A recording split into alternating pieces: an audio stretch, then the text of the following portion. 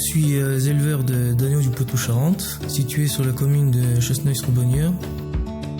Pour l'obtention de l'IGP Poitou-Charentes, nous avons le choix entre 7 races de brebis. L'exploitation comporte 190 hectares. 80 hectares sont en prairie naturelle pour la pâture des animaux. Sur le reste, on produit de la luzerne et du pois avec des savoir-faire naturels, en limitant les intrants comme les pesticides ou les engrais chimiques. Ce qui nous permet de ne pas acheter d'aliments du commerce à base de soja OGM. En tant qu'éleveur d'agneaux du Poitou-Charentes, la surveillance fait partie de notre quotidien. En période d'agnelage, notre présence est nécessaire 24 heures sur 24 pour le bien-être des animaux. Ce qui est important pour nous, c'est que le consommateur retrouve la meilleure qualité possible qu'on peut lui offrir avec notre savoir-faire. L'élevage, c'est pas un métier à part entière, c'est plutôt un mode de vie. J'ai toujours voulu faire ça et reprendre la ferme familiale qui reste à taille humaine et j'espère pour longtemps.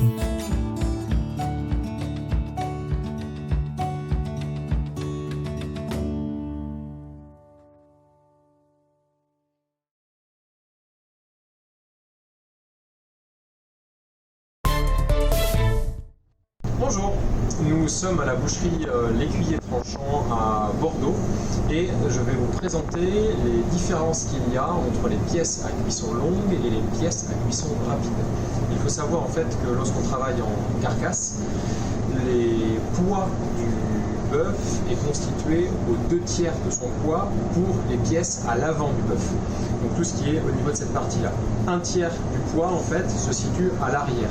Comme le poids est mis davantage sur l'avant, il va y avoir du coup un travail en termes d'irrigation sanguine plus importante. Donc les pièces vont avoir, les morceaux de viande vont avoir du coup davantage d'irrigation sanguine et vont avoir davantage en fait ce qu'on appelle d'aponévrose de tissu conjonctif. Ce tissu conjonctif est riche en collagène et c'est ce collagène en fait qui nécessite une cuisson longue, généralement supérieure à 2h30 de cuisson, de manière en fait à transformer ce collagène en gélatine.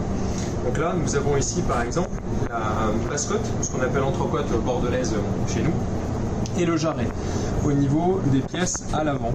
Ça, ce sont des pièces qui nécessitent, comme on l'a dit, une cuisson longue de manière à casser les fibres, de manière à attendrir. Concernant les pièces en cuisson rapide, nous sommes généralement sur l'arrière et nous pouvons avoir des taux de persillé plus ou moins importants. Et ça par contre ce sont des pièces qui se cuisinent de manière vive, soit en sauté, soit en façon wok, soit grillée, de manière à pouvoir profiter de la tendreté de la viande. Ce qui est intéressant de noter, c'est que sur les pièces très tendres, plus on cuit, plus ça va durcir. Sur les pièces à cuisson longue, au contraire, plus la cuisson est longue, plus du coup cela va s'attendrir. Bonjour, nous sommes toujours à la boucherie charcuterie L'Écuyer Tranchant à Bordeaux. Je continue de détailler au niveau des viandes. Il faut savoir en fait que plus une bête sera ancienne, généralement plus il va y avoir une concentration au niveau du goût de la viande. Il y aura un travail au niveau de la viande qui sera supérieur à un jeune bovin ou à une génisse. Plus en parallèle nous allons faire rassir, maturer la viande, plus le goût va être concentré au niveau de la viande. Il faut savoir que ce travail n'est possible que lorsqu'en fait la viande a bien été, et la bête a bien été nourrie, élevée et abattue. Cela permet du coup d'avoir une viande qui sera détendue et qui permette également un travail de rassis plus important, de maturation. Merci à vous. Aujourd'hui, nous poursuivons notre découverte des vins de Nouvelle-Aquitaine et je souhaite vous emmener dans une région absolument incroyable qui est le Périgord. Vous n'avez peut-être pas eu l'occasion encore de visiter cette région, mais je vous le conseille vivement.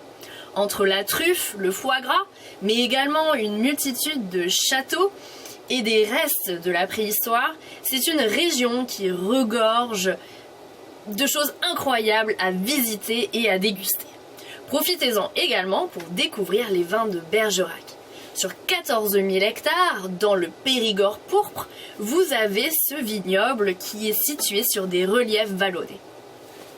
En particulier, Le bergerac rouge, car il existe également le bergerac rosé, est fait à partir de cépages comme ceux de Bordeaux, c'est-à-dire le merlot, le cabernet sauvignon, le cabernet franc et le malbec que l'on appelle le côte noire. Ce sont des vins puissants, fruités, oui vraiment, des bombes de fruits. Aussi, je vous propose de passer directement à la dégustation de ce vin. Où sont les bergeracs ici? Ah oui. Les vins de Bergerac sont d'un rouge absolument flamboyant. On a tout de suite envie de les déguster. Mais n'oubliez pas qu'il faut toujours déguster avec modération. Ce vin, c'est un millésime 2015 et c'est un assemblage de merlot et de malbec. Nous allons le déguster ensemble en suivant bien évidemment la dégustation classique, c'est-à-dire la vue, le nez et ensuite le goût. Comme je vous le disais, ce vin présente une très jolie robe cerise et je sens déjà, juste en le faisant tourner dans mon verre, les arômes qui commencent à chatouiller mes narines. C'est vraiment très fruité sur les fruits rouges comme, je dirais, la fraise, mais aussi quelques fruits noirs comme le cassis avec aussi une petite touche vanille.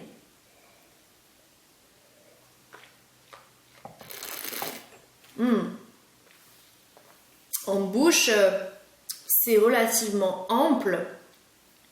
Il y a des tanins qui sont présents, donc je sais d'ores et déjà que ça ira très très bien avec l'épaule d'agneau confite que le chef a préparée. C'est un plat qui a de la structure et qui va pouvoir complètement se marier avec ce vin. Vous avez toujours ces notes de fruits noirs et de fruits rouges avec un petit peu de vanille. Une finale qui est plutôt longue aussi et séduisante. Bref, c'est un très joli vin et je vous conseille vivement de découvrir cette appellation de Bergerac rouge. Je vous remercie d'avoir suivi cette vidéo sur la dégustation d'un vin de Nouvelle-Aquitaine. N'hésitez pas à vous rendre sur le site de l'Agence de l'alimentation de Nouvelle-Aquitaine pour retrouver toutes les informations sur ces délicieuses appellations. Au revoir et à bientôt!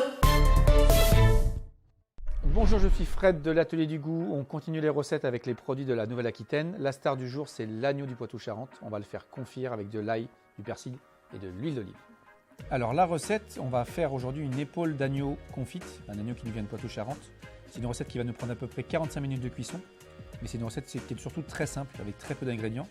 Les ingrédients, je vous les explique maintenant. Les ingrédients de la recette, il va nous falloir une épaule d'agneau qui nous fait 1,4 kg pour environ 3-4 personnes. Elle nous vient des Poitou-Charentes, c'est un très joli produit. On va rajouter de l'ail, du persil, de la fleur de sel, toujours notre piment d'Espelette et de l'huile d'olive. Et pour tout ça, il nous faudra 45 minutes de cuisson. Allez, on va commencer avec l'ail pour faire notre persillade. On va prendre l'ail, on va l'écraser. On va enlever les gousses, c'est ce qui nous intéresse. Et après, regardez, avec un grand couteau, on tape dessus.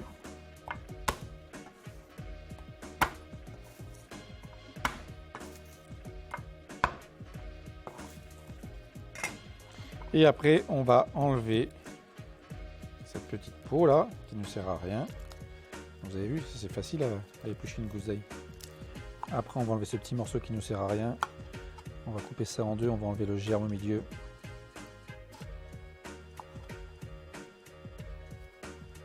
Voilà.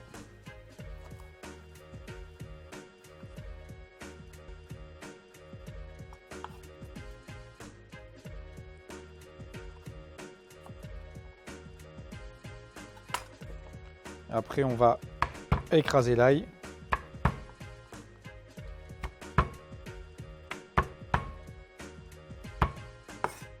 On va le hacher le plus fin possible.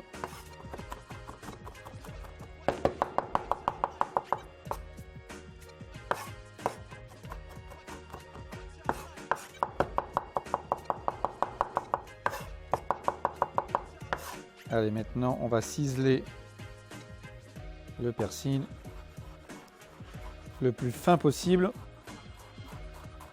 Allez, on va mélanger tout ça et je vais rajouter à l'intérieur un peu d'huile d'olive Et toujours piment d'Espelette.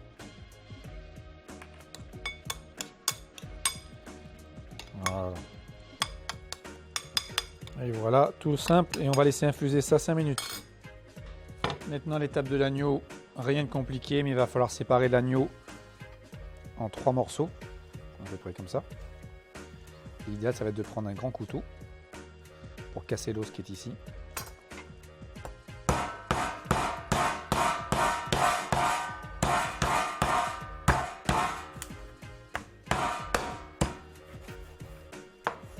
Voilà.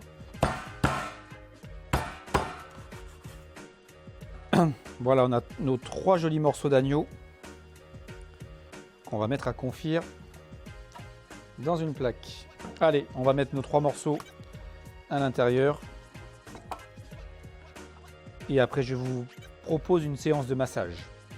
Pour masser, il vous faudra une huile d'olive. Et on va prendre l'agneau et on va bien le masser avec l'huile d'olive. On va rajouter un petit peu d'huile. Et on va bien masser la viande. C'est une étape très importante. Ça va faire rentrer l'huile d'olive à l'intérieur et en plus avec le sel qu'on va rajouter et le piment d'Espelette, ça va permettre de pouvoir le mettre partout et bien laisser infuser tout ça. Regardez-moi ça. Rien que comme ça donne envie. Maintenant, je vais prendre un peu de persillade et je vais continuer à masser tout ça.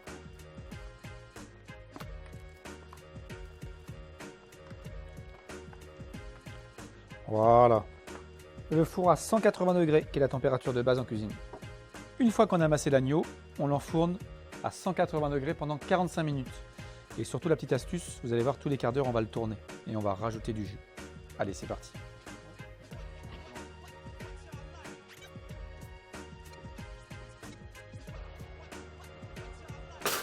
Allez, 45 minutes et on l'oublie. Au bout de 15 minutes, on retourne l'agneau qui commence à confire et on le remet au four. Allez, au bout de 30 minutes de cuisson, on a l'agneau qui commence à confire et je vais rajouter un petit jus d'agneau. C'est fait avec des os et un peu d'eau qu'on laisse réduire et on rajoute un petit peu de jus sur la viande et on va remettre ça au four 15 minutes. Et on est reparti pour 15 à 30 minutes de cuisson. Et voici, au bout d'1 heure de cuisson, et voici l'agneau, regardez comme c'est joli, comme c'est confit. On va le dresser sur un plat, prêt à être servi. Le dernier morceau. Et après on va prendre le jus. On va arroser tout ça.